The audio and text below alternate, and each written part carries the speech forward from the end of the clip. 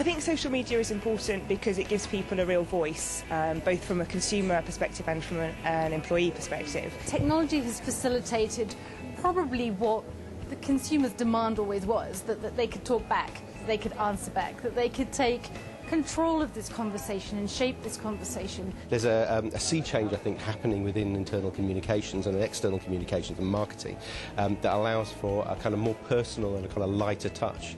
So whereas we've all been kind of dictated to and talked down at in many ways, what the social media is creating is a kind of scenario where we have to actually engage effectively with people. We have to kind of talk in their language.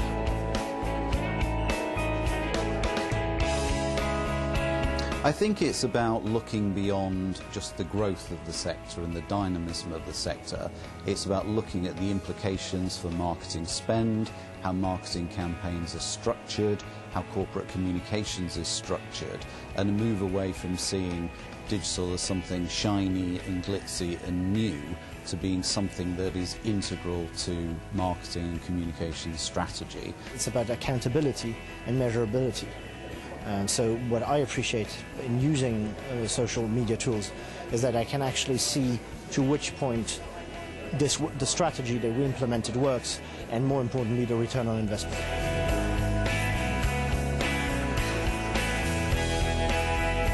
I think people will be surprised to find out how much it is on the agenda of internal communicators this year and how people are looking at using social media for collaboration at work.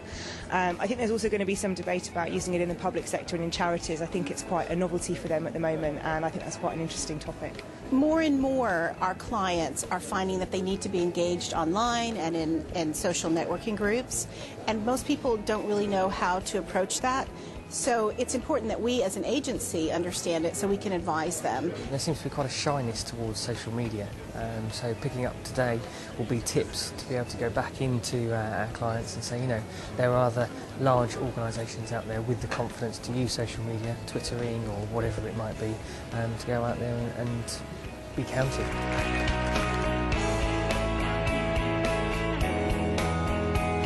What I found interesting, I guess, and one of the main reasons I've come here, is about how you evaluate social media, because it's such a minefield. And it's been interesting to hear some of the speakers say that you can't do it all, but it's just about being tactical and strategic. We've heard some great case studies that are very applicable to other clients. We've had a chance to talk to other people who are engaged in social media within their companies and within their agencies. That's been great from a networking point of view. Also to have people who are such experts on social media together under one roof on one panel, that's been very nice. And of course we've learned about some new tools, so for us that's been helpful. The surprise for me is the diversity in terms of speakers and attendees, and the surprise is probably that everyone needs or wants to engage into social media, be it the Red Cross, be it a big steel company. So you have a range of people who are all thinking, does this make sense? It's been fantastic. The feedback hasn't actually been coming to me.